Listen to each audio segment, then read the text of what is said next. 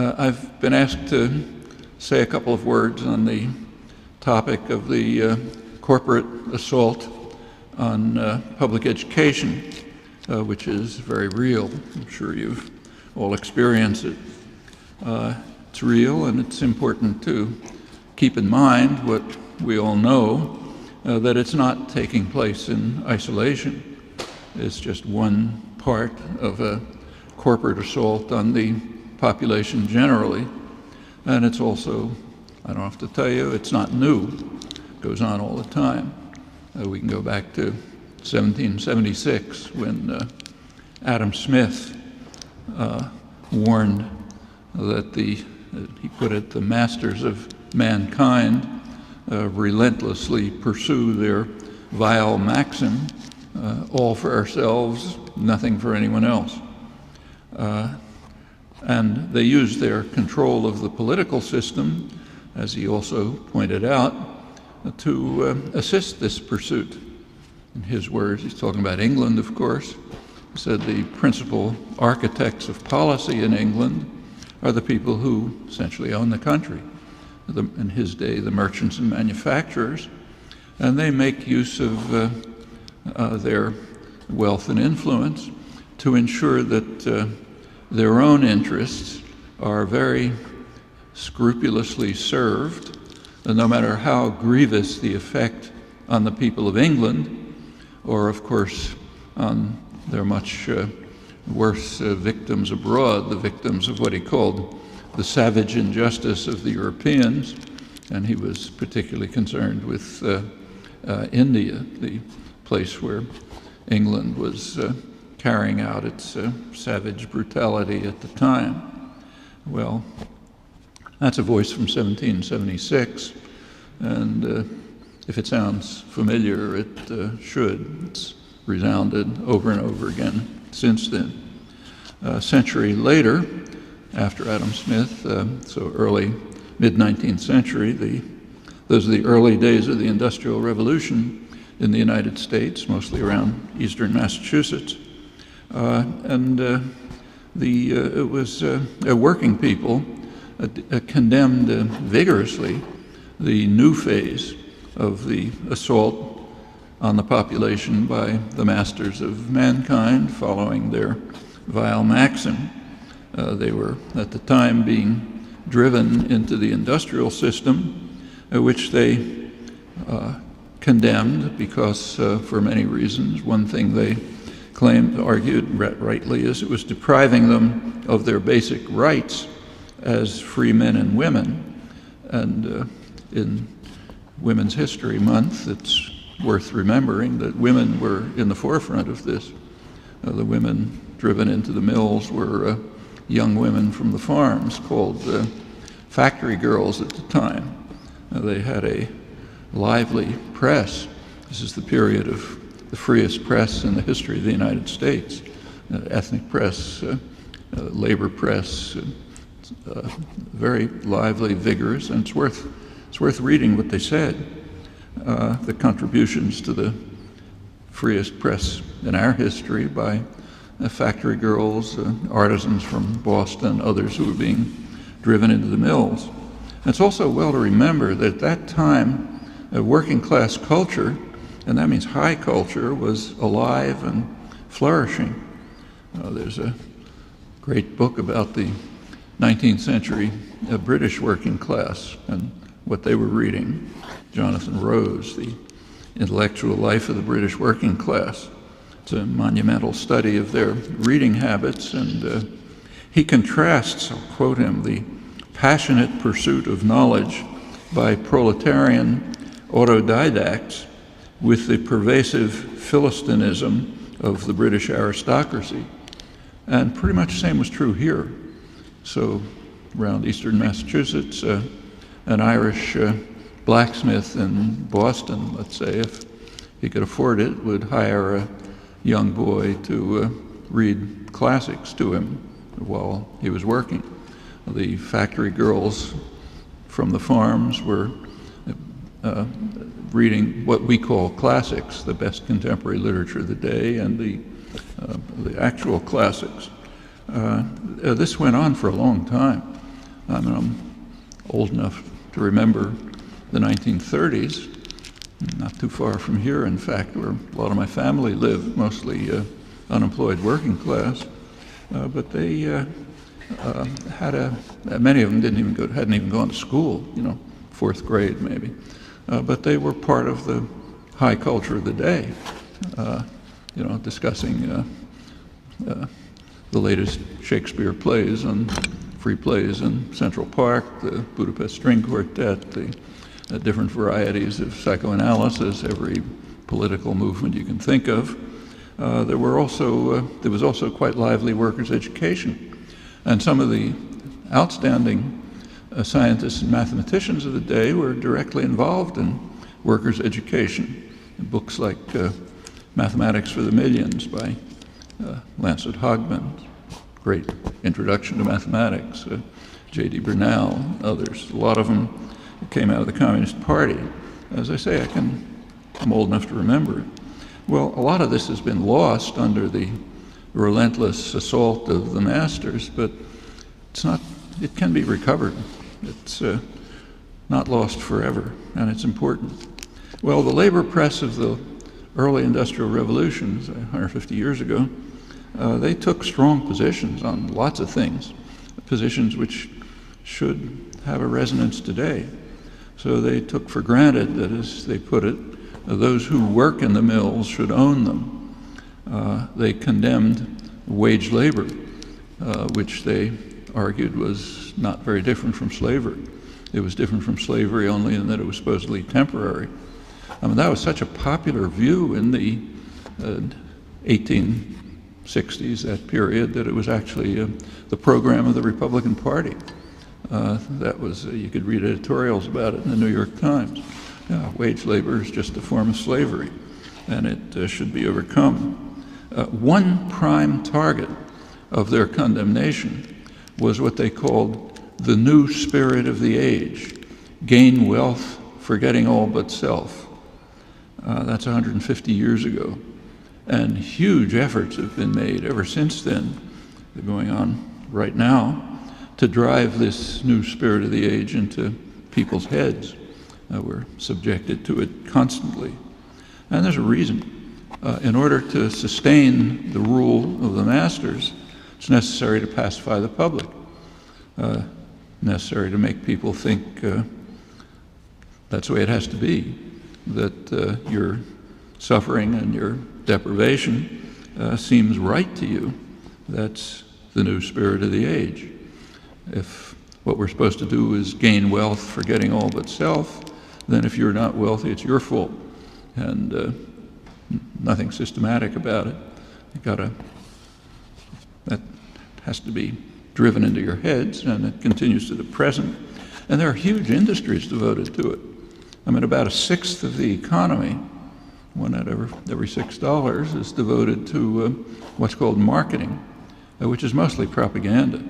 It's designed to, as analysts put it, it's designed to fabricate wants, to drive people to the superficial things of life, like fashionable consumption. The public relations industry, a huge industry, is quite explicitly devoted to this task. It's one of its leading figures, one of its founders, Edward Bernays, said that the goal of the industry, writing in the 1920s, is what he called engineering consent, to make sure that the intelligent minority, he's a member of it, of course, the intelligent minority can rule without being bothered, having their lives disrupted by the masses who should be marginalized and taught that to obey and to be passive. And nothing is left untouched. About 20 years ago, the advertising industry realized that there's a segment of the population that they're not reaching because they don't have any money, so they can't buy, namely children. But then they figured a way around this. What you can do is propagandize children so that they'll nag their parents to buy things. And if any of you watch television I watch with my grandchildren or little children, it starts at 2 years old. And in fact, there is even a field of academic psychology in the colleges called nagging, where you teach how to get kids to nag in different ways for different things. And that way you can trap children into the pursuit of superficial things of life, like fashionable consumption, and to be passive and obedient. This, of course, includes the schools. In fact, mass education was understood the same way right at the beginning. Actually, mass public education is one of the great achievements of the United States. It was well in the lead in developing a mass public education system, college too. So the U.S. did pioneer it, but it had purposes. One purpose was to drive independent farmers into the industrial system, to induce them to give up their independence, the rights of free men and women, and to submit themselves to industrial discipline and everything that went along with it, to accept the life of wage slavery, which is the way they described it, but to accept it as the right thing to do. And that didn't pass without notice. So Ralph Waldo Emerson discussed he discussed the fact that the political leaders of his day, he noticed, were calling for popular education. And when he thought about why they were doing it, he said, their reason is fear. They say that this country is filling up with thousands and millions of voters, and you must educate them to keep them from our throats. In other words, educate them the right way to passivity, obedience, acceptance of their fate as right and just, conforming to the new spirit of the age. Keep their perspectives narrow, their understanding limited, discourage free, independent thought, frighten them into obedience, because the masters are afraid. You got to keep them from our throats. And that's, of course, a task for the schools as well. Well, this new spirit of the age from 150 years ago, which is a common theme right in front of our eyes, it's inhuman and it's savage and it meets resistance. And there are victories, some of them significant ones. So one set of major victories was, in fact, in the 1930s, when there was popular uprising, significant one. Cutting edge of it were things like organization of the CIO, which reached the level of sit-down strikes. And sit-down strikes are terrifying for the masters of mankind, because they recognize that a sit-down strike is just one step before going on with the slogan, the idea that those who work in the mills should own them and run them. Why do we need the masters? We're sitting here, instead of sitting here, let's take it over and run it. That's frightening.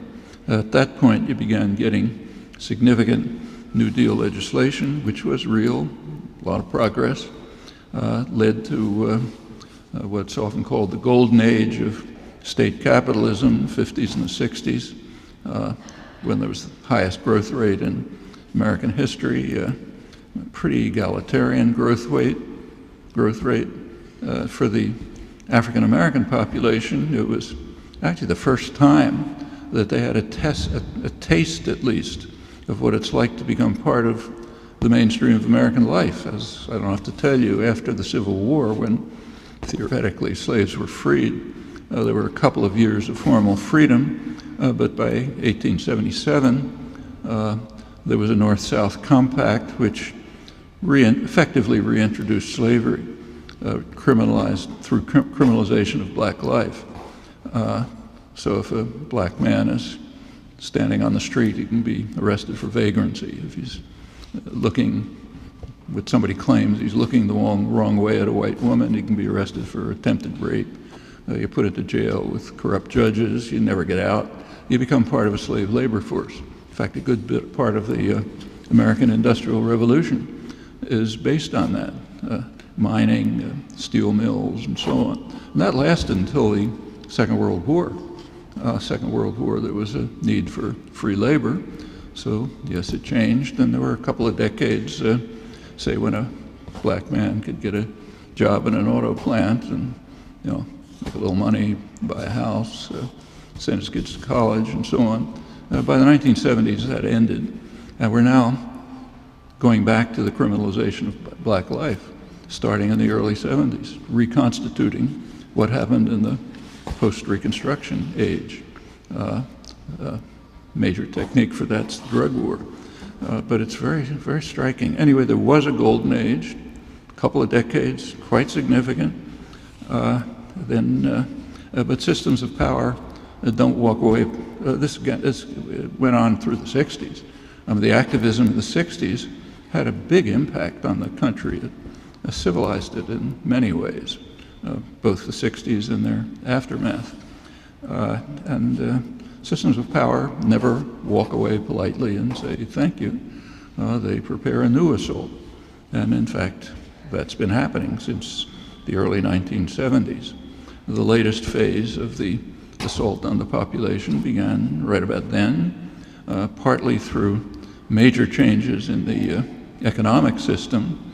Throughout the whole of American history, this had been a growing, developing, industrializing society, and not in very pretty ways, I need not tell you, but it was going, and of course with regression, but generally that's what was happening.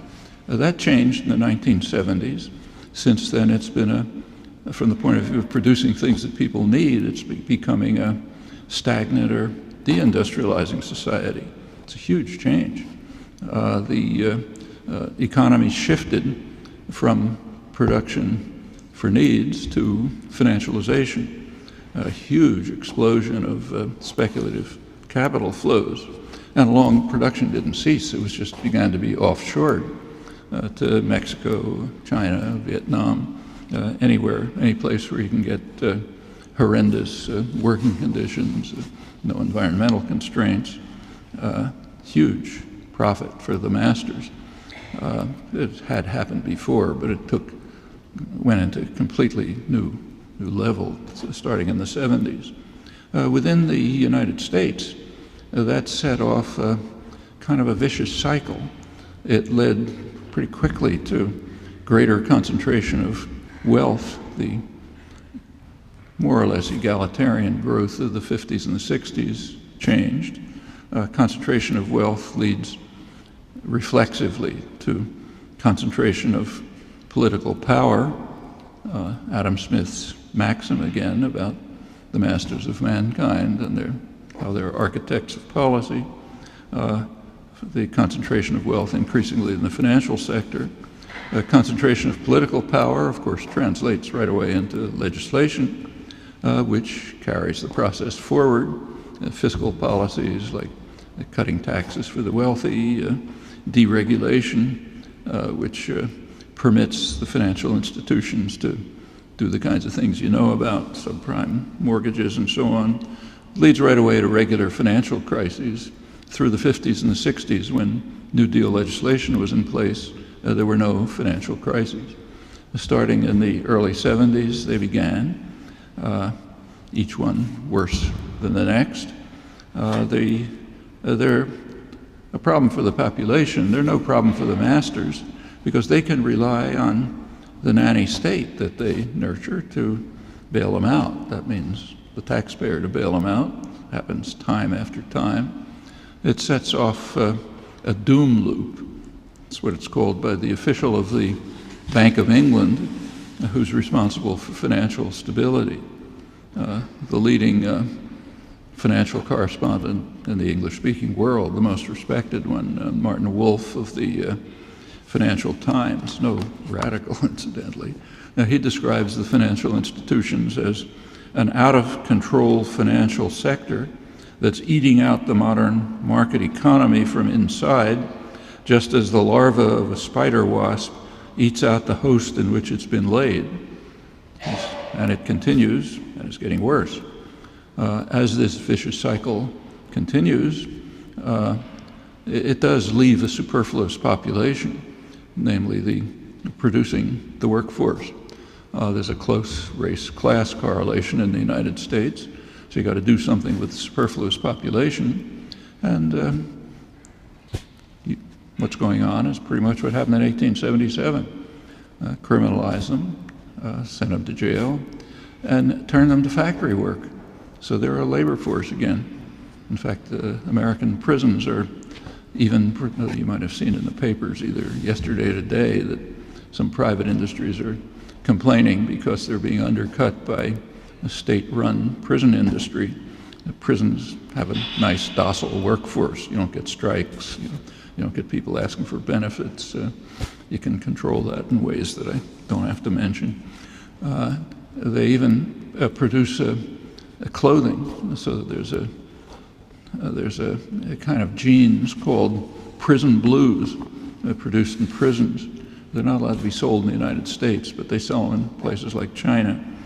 So that's an effective way to deal with the deindustrialization of the country. Well, for the large majority, it's a rich country, so life is kind of stagnating for them. Wages and incomes have pretty much stagnated for approximately 30, 35 years. But people get by somehow. They get by much heavier workloads. In the United States by now, working people work maybe a month or 6 weeks more a year than in Europe, even higher than in Japan. Borrowing, so increasing debt, which of course can't go on forever, and kind of trying to live off the bubbles, the financial bubbles that come along. So the housing bubble, which gives you paper money, but they crash and wealth goes with it. Again, for the African American population, the last one has been a total disaster. Net wealth is down to almost zero, barely detectable. So that's the vast majority. Of course, it bursts, and the perpetrators are bailed out by the taxpayers. That's the doom loop. In parallel, you get exactly what Adam Smith described. The political system is more and more in the hands of those who concentrate wealth. And in fact, the political system has been shredded in the past roughly generation, 30, 35 years, in order to approach Adam Smith's maxim even more closely than it did before. Cost of elections has skyrocketed. That means both parties are driven deeper into the pockets of the corporate pockets where the money is. The Republicans, by now, it's kind of the level of farce. The Democrats, who are what used to be called moderate Republicans, aren't that far behind. And it's not just elections, it's also Congress. It used to be the case that in Congress, a position of influence, say chair of a committee, was gained by service, seniority. It wasn't perfect, but at least that was the idea.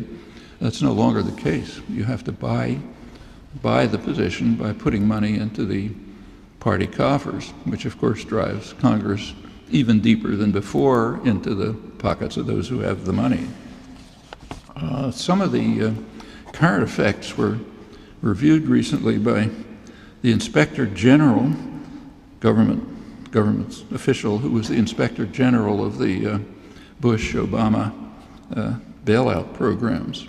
Neil Barofsky, his name is.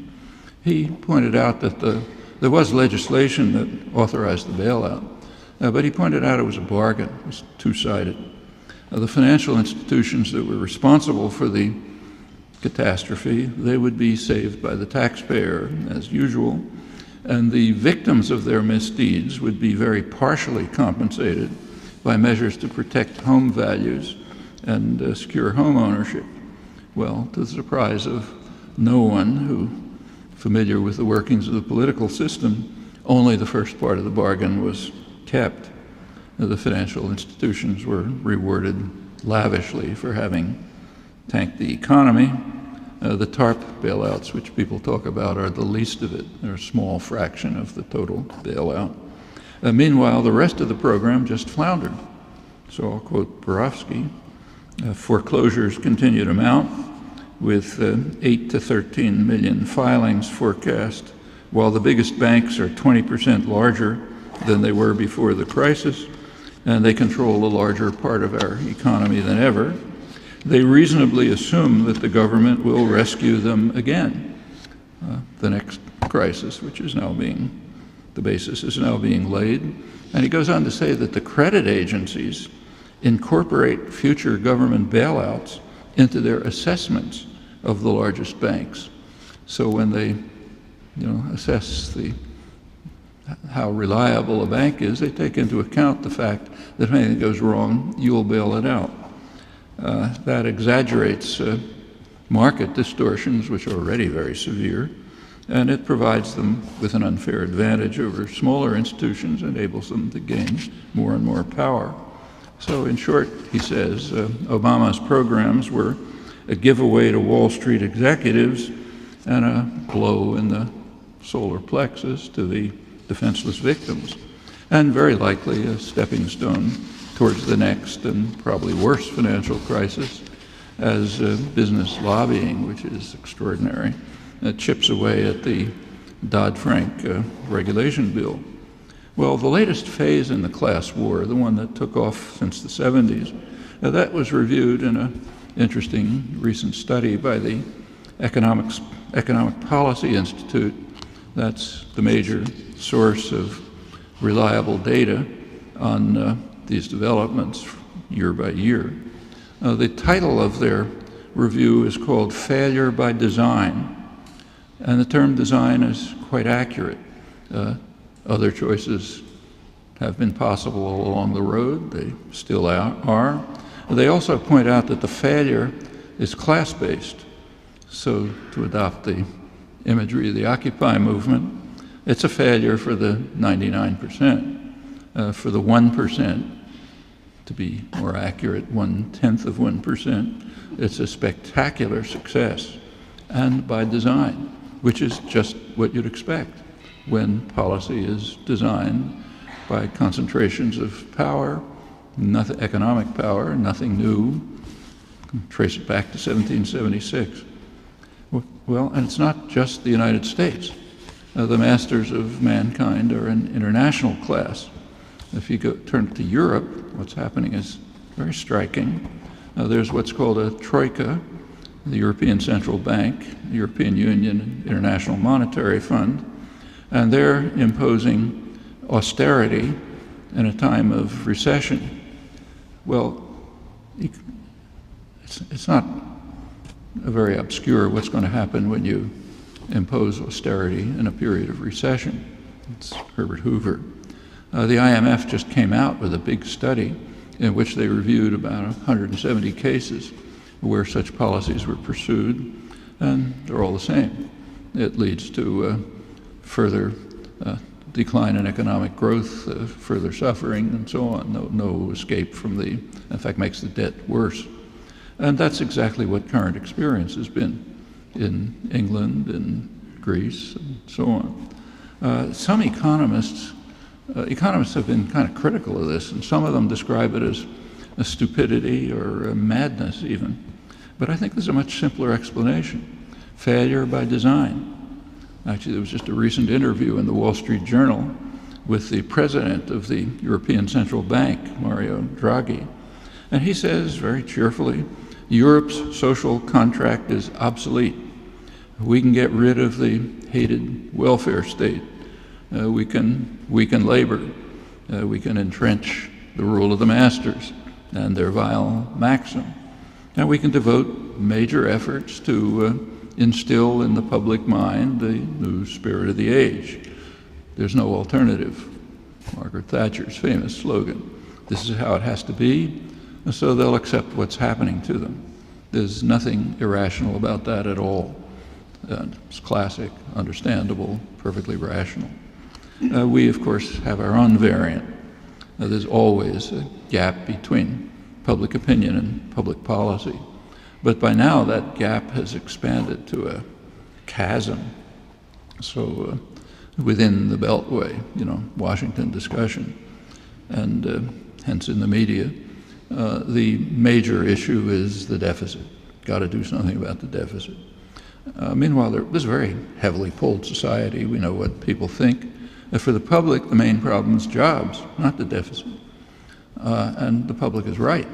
That's a much greater problem. The deficit is, maybe it's a problem in the long run, but right now, certainly the markets don't think it's a problem.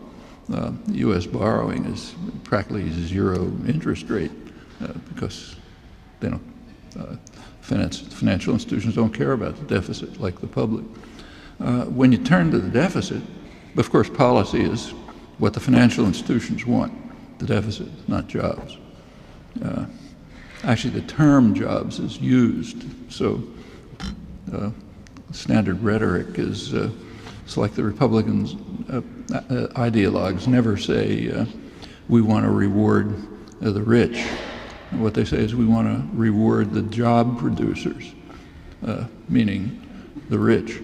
The term jobs just means profits. You're not allowed to pronounce the word profits if P-R-O-F-I-T-S, kind of like an obscene word. If you notice, it's almost never used. What's used is creating jobs, meaning creating profits. If we turn to the deficit, whatever ranking you give it among the set of problems, the public also has opinions about the deficit, which doesn't regard as a serious problem. You should overcome the deficit by taxing the rich, at least to the level of the beginning of the latest onslaught. During the Golden Age, they were taxed far more heavily, and that was great for the economy. So at least tax the rich and preserve the benefits, Social Security, the medical benefits. Policy is the opposite. There's a range. So at the extreme end, you get the Paul Ryan Republican catechism that everyone has to sign into. Obama has a kind of a milder version, but if you look, it's similar. With regard to the medical system, the expenses are real. When the press says the growth of medical expenses would ultimately be a very serious blow to the economy, they're right. But it's not Medicare. It's the private insurance system, which is hopelessly dysfunctional. The U.S. healthcare system, which is mostly privatized and unregulated and off the international spectrum in this respect, is about twice as high per capita as comparable countries and doesn't have particularly good outcomes, and leaves 50 million people uninsured. That's estimated roughly 50 million extra deaths a year. So as long as the Medicare has to go through the privatized health system, sure, it'll be inefficient and expensive, even though Medicare itself is much more efficient, say much lower administrative costs than the privatized system. In fact, if we had a health system like other industrial countries, not exactly a utopian dream, there wouldn't be a deficit at all. In fact, there would be a surplus. It's been worked out well by economist Dean Baker. But that's not discussed. Can't discuss that. Financial institutions are too powerful, so that's off the agenda. What about Social Security? It's an interesting case. It's not a fiscal problem. Social Security is in quite good shape. A little tweaking, more or less go on forever. But it is a big ideological problem. That's why there's a constant attack on Social Security. And there's a reason, I think. Social Security violates the new spirit of the age. Social Security is based on the assumption that you care about other people. You care whether there's, it's like I get Social Security, but I got a big pension, so I don't need it. On the other hand, so therefore, under the new spirit of the age, I'm not supposed to care if a disabled widow across town is starving, right? So in order to instill the new spirit, you got to get rid of things like this. It teaches all the wrong notions: solidarity, mutual support, care for one another, all kind of terrible ideas that have to be driven out of people's heads. And I think the assault on public education is driven in part by pretty much the same forces. When you think about public education, it's the same. So like, I don't have kids in school. So under the new spirit, why should I pay taxes for schools? You know, why should I care if the kid across the street has a school? If you're really trapped into the new spirit of the last 150 years, you shouldn't. And public education kind of teaches those values. Again, caring for each other, caring whether other children have opportunities. We're not supposed to think that. That's what you've got to drive out of people's heads. Well, coming to the assault on education, it has many different aspects. So start with the colleges and the universities. It took off in the 1970s. The activism of the 60s, as I mentioned, had a major civilizing effect on the society in all kinds of ways. And it aroused deep concern right across the mainstream spectrum. That's why the 60s are conventionally called the time of troubles. And it was troubles for the 1%. It civilized the country. That's dangerous. And the reaction was immediate, from right to what's called left, right across the spectrum. So I'll just keep to the universities for the moment. At the right, the most striking illustration of it was a very influential memorandum, which was written by Lewis Powell. He's a corporate lawyer, later appointed to the Supreme Court by Richard Nixon. It was secret, but it leaked. You can find it on the internet. It's worth looking at. At the other end of the spectrum, what's called the left, there was an important study by the Trilateral Commission. These are liberal internationalists from the three major state capitalist industrial systems of the United States, Europe, Japan. The general outlook of the group is given by the fact that they almost entirely staffed the Carter administration. That's where they come from. So that's the spectrum. And both of them merit attention. They provide a good insight into the ideological aspects of the assault on democracy, on rights, on schooling, that was beginning to take shape about 40 years ago, escalated sharply in the Reagan-Thatcher years, picked up by Clinton-Bush, now reaching new heights. And they also provide insight into why the assault targets the educational system. So let's start with Powell. This memo was 1971. It was sent to the U.S. Chamber of Commerce, the main business lobby, intended to be secret. The title was "The Attack on the American Free Enterprise System." And it's worth reading not only for the contents, which are interesting, but for the paranoid tone, which is quite characteristic of business literature. Now, if you're the masters, you have a kind of totalitarian attitude, then if anything gets out of control, the world's coming to an end, So the rhetoric tends to be kind of inflated and paranoid. And that's true of the Powell Memorandum. He targeted particular criminals. The major ones were Ralph Nader with his consumer safety campaigns, Herbert Marcuse, who was preaching Marxism to the masses, if anybody ever heard of them. New leftists who were on the rampage all over, and of course their naive victims who he said dominate the universities, the schools, control TV and other media, control the educated community, and virtually control the government. If you think I'm exaggerating, I urge that you read it. I'm not. Their takeover of the country, he said, is a dire threat to freedom because the only alternatives to free enterprise are various kinds of bureaucratic regulation of individual freedom, ranging from moderate socialism to the iron heel of the leftists or rightist dictatorships. It's essentially the rhetoric of today's Republican debates, where the center-right administration of Obama is regularly called, Marxist revolutionary or something like that. And that's what it looks like if you're one of the masters, because it does slightly chip away at total domination. Well, actually, Powell himself was very familiar with another alternative to free enterprise, and namely the system in which he and his Chamber of Commerce associates thrived.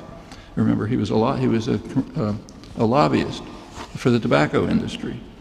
He was surely aware of the huge federal subsidies for the production of this leading killer, which not only kills users at a scale vastly beyond the mislabeled drug wars, which have a lot more to do with control than they do with drugs, but they also kill plenty of other people. So they were called passive smokers. It's called collateral damage in contemporary euphemism. And Powell was also surely aware of the great success of lobbyists like him in assuring that for many decades the government helped the industry conceal what they all knew about the lethal product they were peddling, the huge mounds of corpses to show for their achievement, still piling up rapidly. But that didn't keep him from wailing in the memo that, as every business executive knows, few elements of American society today have as little influence in government as the American businessman, the corporation, or even the millions of corporate stockholders. To translate that into English, it means we don't have 100% control. So therefore, we have nothing. Typical totalitarian attitude often finds extreme form in the business literature and things like this. Well, he drew the obvious conclusion from this. The campuses from which much of the criticism emanates are supported by tax funds generated largely from American business, contributions from capital funds controlled or generated by American business. The boards of trustees of our universities overwhelmingly are composed of men and women who are leaders in the business system. And most of the media, including the national TV systems, are owned and theoretically controlled by corporations which depend on profits and the enterprise system on which they survive. Therefore, we beaten down businessmen who have no power anymore. We should organize to defend ourselves instead of just watching passively while business and our fundamental freedoms are destroyed by the Marxist onslaught from the media, the universities, and government. Well, that's the expression of the sense, the concerns elicited by 60s activism at the right end of the mainstream spectrum. And as more revealing still, I think, is the reaction at the opposite extreme, the kind that you get from the liberal internationalists, Carter-type liberals.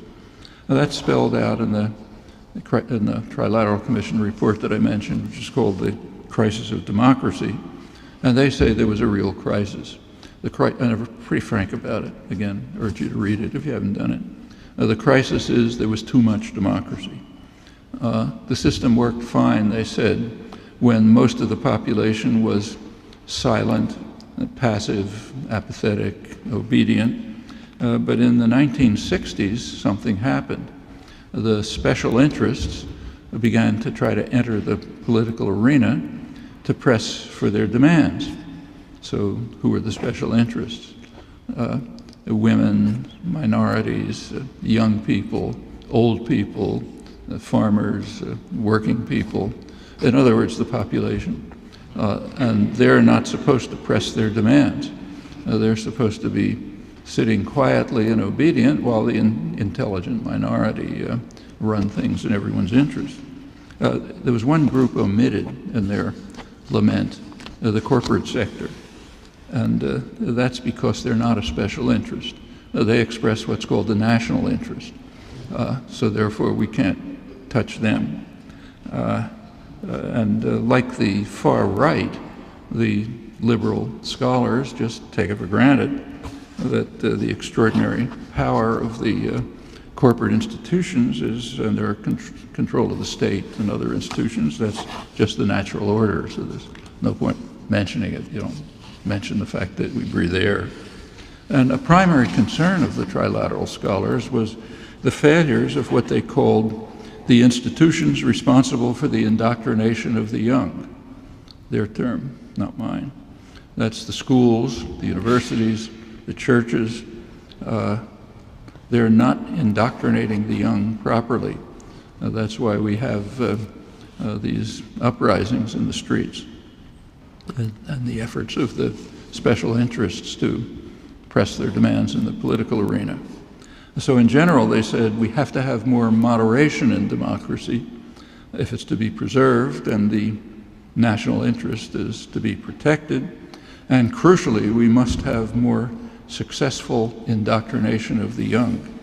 Well, at that point, the current phase of the assault on the public education system takes off. And these concerns expressed at both ends of the ideological spectrum, they have led to vigorous action to restore order and indoctrination. One consequence is the assault on public education, which takes many forms. I'll just give a couple illustrations. About a year ago, I happened to be giving talks in Mexico at the National University, UNAM. Very good university. It's hard to get in, but it's free. There was an attempt to raise tuition about 10 years ago. It led to a national student strike, which practically closed the country down, and the government backed off. In fact, one of the administration buildings on the campus is still occupied. It's kind of a community center. So no tuition. It doesn't have the wealth and salaries of an American university, but it's quite a high-class university. Very high standards, good work, so on, but free. In the city, in Mexico City, there was a leftist mayor, López Obrador. He established a university in the city, which is not only free, but open admissions. So anybody can go. If people aren't ready, they get compensatory training. I taught there too. It's quite impressive. Also high standards, good achievements, good faculty, dedicated faculty. So that's Mexico, poor country. It happened that from Mexico, I went on to California, to the Bay Area, to Berkeley. That's the richest place in the world, outside of maybe, Qatar. They're destroying the greatest public education system in the world, systematically destroying it, failure by design. The public education system in California, which is really, the jewel of the system, and in fact better than anything in the world, it's changing. It's now the major universities are being pretty much privatized for the rich. They're becoming like Ivy League colleges. And for the rest of the system, it's being slowly modified to technical training for the rest. And that's happening across the country. By now, in most states, tuition covers more than half of the costs for the state colleges. Pretty soon, only the community colleges will be publicly financed under current tendencies, and even they are under attack. So analysts agree, I'm quoting, that the era of affordable four-year public universities, heavily subsidized by the state, may be over. And there are similar developments in the private universities where the costs are just out of sight. That's a very important way to implement the indoctrination of the young. Students come out of college in a debt trap. They don't have many options. And the debt trap is now approaching $1 trillion. It's beyond credit card debt. And it's an exceptionally punishing kind of debt. Like most debt you can get out of in unpleasant ways. You can escape through bankruptcy. Can't do that here. There's no expiration date on the debt. Collectors can garnish your wages for the rest of your life. Social Security, unemployment benefits, forever. You're trapped. For the students, that's a very effective trap for life. It does sharply cut down options, particularly when employment opportunities are weak. Actually, the basic idea was explained by one of the trustees of the New York State University system. He said, there's been a shift from the belief that we as a nation benefit from higher education to a belief that it's the people who are receiving the education who primarily benefit, so they should foot the bill. And that's the new spirit of the age again. Actually, that belief is not among the population, it's among the principal architects of policy, and it's always been their belief. But now they feel in a position to implement it under the rising assault. Well, as usual, the main victims are the most vulnerable. In this respect, it's quite similar to subprime lending, which went after the poorest, most vulnerable. And there's an educational analog to that. It's called for-profit colleges, which are mostly scams. They seem to offer opportunities, but when you take a closer look, say just take debt figures, turns out that about 96% of the people, they're mostly poorer people, about 96% are in debt, and within 15 years, it's about 40% default. So they're not only trapped, they're robbed. And the kind of education they get isn't much either. Well, the Mexico-California comparison illustrates a crucial point. The reasons for the conscious destruction of the greatest public education system in the world, the reasons are not economic. Mexico's a poor country, we're a rich country. And there are many other cases, including rich societies, like say Germany or Finland, which ranks highest in educational achievement in the world. It's free. Actually, post-war US experience is another example. In the post-Second World period, there was a program, the GI Bill, which enabled a huge number of people who would never have been able to go to college at public expense. And it was very rewarding for them, and it was also extremely beneficial to the country. In fact, that's a large part of the reason for the golden age, economic golden age. So once again, like austerity under recession, the policy of closing this off makes absolutely no economic sense, but it is a good technique of class warfare. Not economic, but not necessary, but a technique of indoctrination and control, and in that regard, it's quite valuable. Well, in parallel to all of this, there's a process of corporatization of the universities going on. There's a huge increase over the past 30 years, 35 years, huge increase in highly paid administrative staff. Payment is way beyond the level of anything except maybe football coaches. Increasingly, they're professional administrators. In earlier days, administration, which wasn't much of a big deal, was just carried out by faculty on temporary leave or something.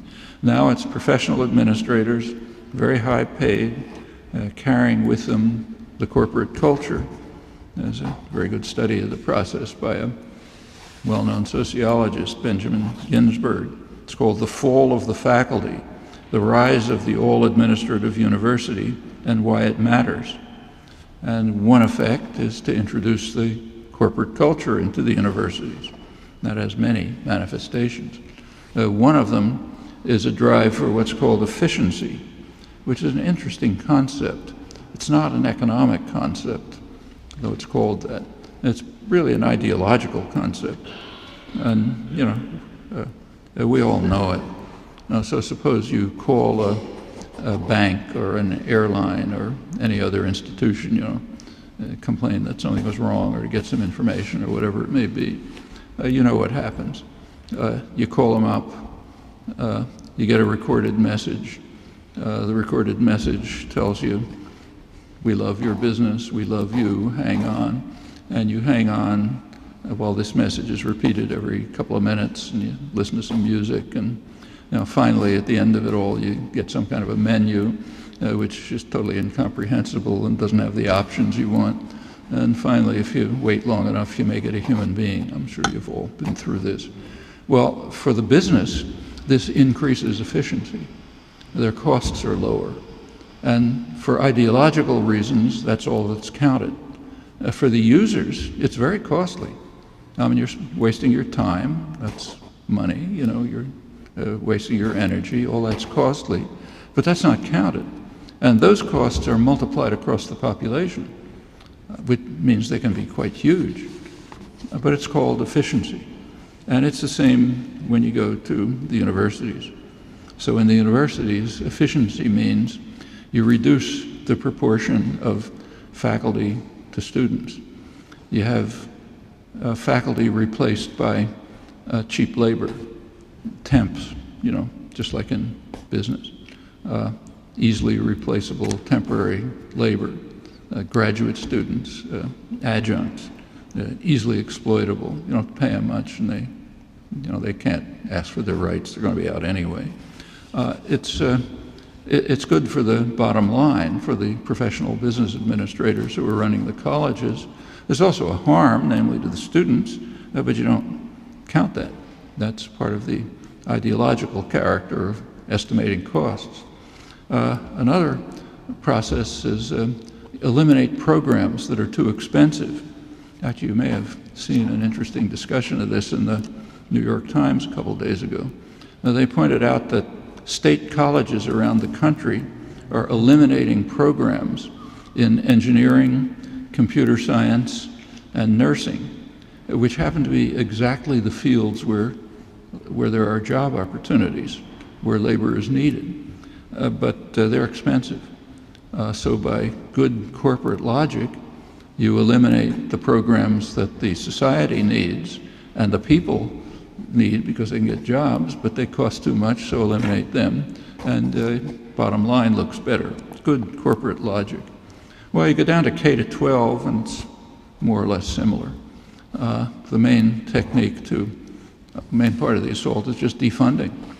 If you want to privatize something and destroy it, the standard method is first defund it so it doesn't work. Then people get upset about it. Then they accept privatization. So, for example, when Margaret Thatcher wanted to destroy the railroad system in England, she first defunded it. Didn't work. You know, people have to wait too long. Doesn't, you know, trains get stuck. Finally, they said, let's privatize it. They privatize it. It turns into a total disaster.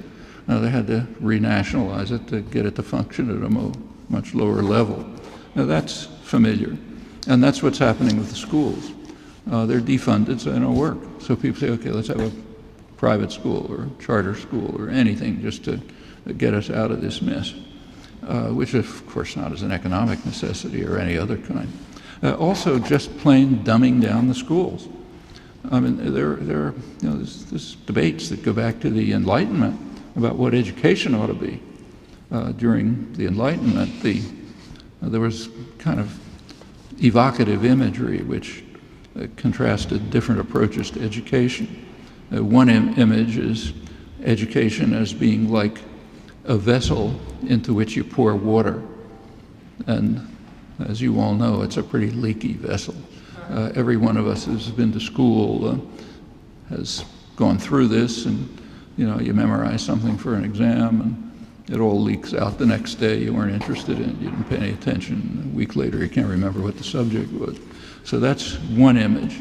The other image that was used was that teaching ought to be like laying out a string along which the student can progress in his or her own way, discovering rather than just memorizing. So there's some structure, like there's topics that you want to cover, but design them in a way so that the process of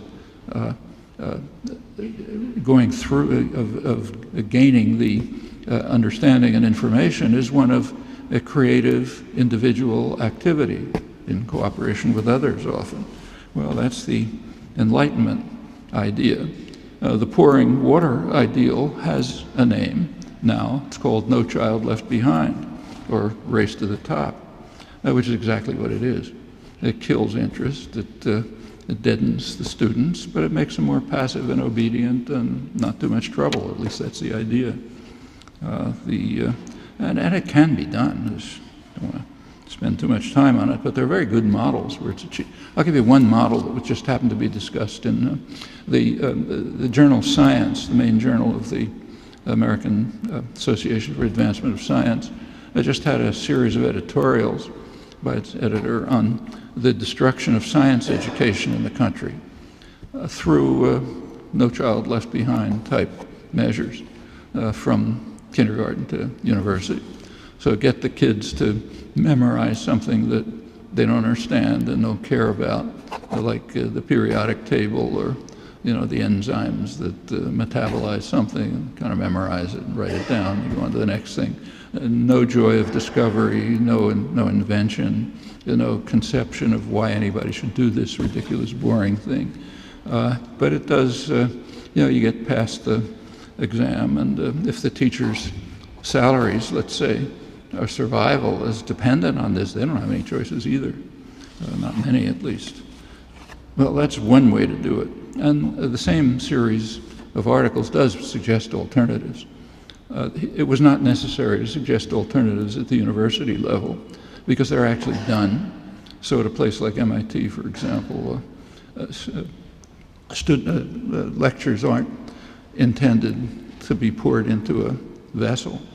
In fact, the standard doctrine is it doesn't matter what you cover in the course, it matters what you discover. And you discover it in your own way, and you learn how to discover. The sciences couldn't survive if that wasn't pursued, at least at elite institutions. So it is. But you can do it down to the kindergarten level.